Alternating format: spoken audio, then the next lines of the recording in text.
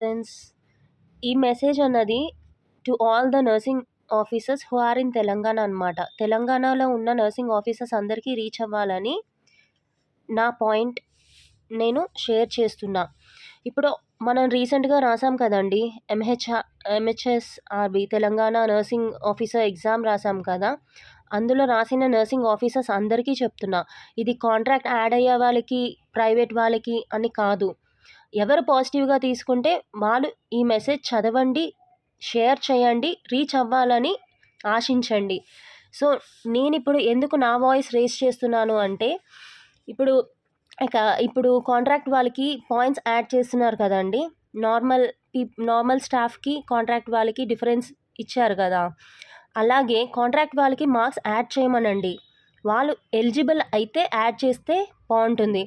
ఇప్పుడు 20 marks, 10 marks వచ్చిన వాళ్ళకి 20 మార్క్స్ యాడ్ అయితుంటే, నార్మల్‌గా రాసి 40 మార్క్స్, 50 మార్క్స్, 60 మార్క్స్ వచ్చిన వాళ్ళు చాలా ఏడుస్తున్నారండి. ఎందుకంటే వాళ్ళు చాలా కష్టపడ్డారు, చదివారు, ప్రిపేర్ అయ్యారు, కోచింగ్ తీసుకున్నారు. సో, మా ఇంపార్టెన్స్ ఏంటి అని అందరూ బాధపడుతున్నారు. నేను కాంట్రాక్ట్ వర్క్ చేస్తున్న వాళ్ళని ఎవరిని ఇన్సల్ట్ చేయట్లేదు, వాళ్ళని డిగ్రేడ్ చేయట్లేదు. బట్ నిజంగా కష్టపడిన వాళ్ళకి కూడా ఇంపార్టెన్స్ ఉండాలి కాబట్టి నేను ఈ వాయిస్ రేజ్ చేస్తున్నా. సో, గవర్నమెంట్ కూడా ఇది గవర్నమెంట్ వరకు వెళ్తే ఈ పాయింట్ నోట్ చేస్తారు అని నేను ఎక్స్‌పెక్ట్ చేస్తున్నా.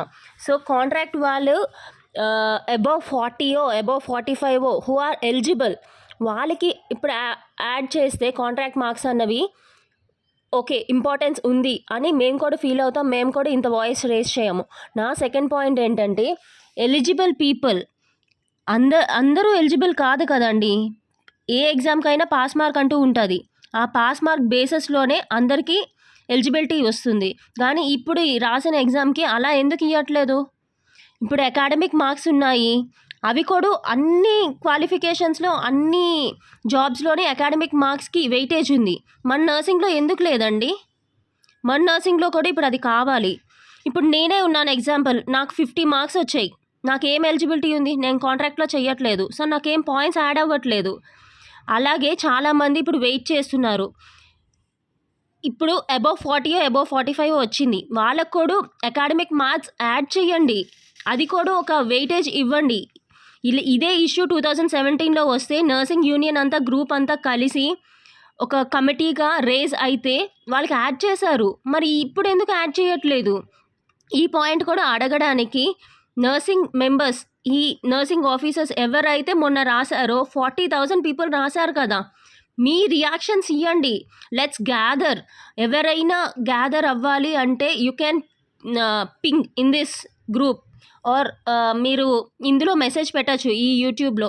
So that we will add you in the group and మనందరం కలిసి హైయర్ అథారిటీస్‌కి మన ప్రాబ్లమ్ షేర్ చేద్దాము. అట్లీస్ట్ సీఎం వరకు వెళ్తాదో, లేకపోతే హెల్త్ మినిస్టర్ వరకు వెళ్తాదో ట్రై చేద్దాం. ట్రై చేయకుండా ఎందుకు మీరు అవుట్‌పుట్ కోసం, రిజల్ట్ కోసం వెయిట్ చేస్తున్నారు? ఇంకొక ఇష్యూ ఏంటంటే, ఇప్పుడు క్యాండిడేట్స్ అబోవ్ ఇప్పుడు నా థర్డ్ పాయింట్ ఏంటంటే, సరే అందరికీ తెలుసు 95% మనకి తెలుసు వాళ్ళకి కాంట్రాక్ట్ వాళ్ళకే ఈ జాబ్స్ ఫిల్ అవుతాయి అని. అప్పుడు ఆ కాంట్రాక్ట్ వాళ్ళ జాబ్ వేకెన్స్ అవుతాయి కదా! ఆ వేకెంట్ పొజిషన్స్ అయినా నెక్స్ట్ ఎలిజిబుల్ వాళ్ళకి ఇవ్వమని ఇప్పుడు మనం ఫైట్ చేయాలి.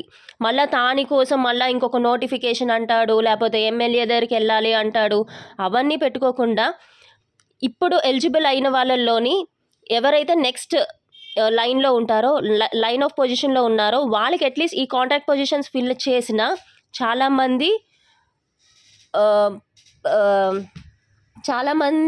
చాలామంది హ్యాపీగా ఫీల్ అవుతారు. అట్లీస్ట్ మాకు కాంట్రాక్ట్ బేసిస్లో అయినా వేకెన్సీస్ ఫిల్ అయ్యాయి, మాకు జాబ్ వచ్చింది, మేము పడిన కష్టానికి అట్లీస్ట్ రిజల్ట్ వచ్చింది అని కొంతమందైనా ఫీల్ అవుతారు. ఇప్పుడు ఈ గ్రూప్లో రియాక్ట్ అయిన వాళ్ళందరూ జాబ్స్ వస్తాయని నేను చెప్పను. కానీ అట్లీస్ట్ కష్టపడిన వాళ్ళు ఫిల్ అయితే మనకి నెక్స్ట్ ఇయర్ అయినా ఛాన్సెస్ ఉంటాయి కదా! ఇదే పాయింట్స్ మనం రేజ్ చేయడానికి ఉంటుంది కదా! సో, నేను చెప్పింది ఎంతమందికి రీచ్ అవుతుందో తెలీదు. కానీ నేను చెప్పిన దాంట్లో ఎంత పాజిటివిటీ ఉందో దానికి రియాక్ట్ అవ్వమని నేను అడుగుతున్నాను. Thank you.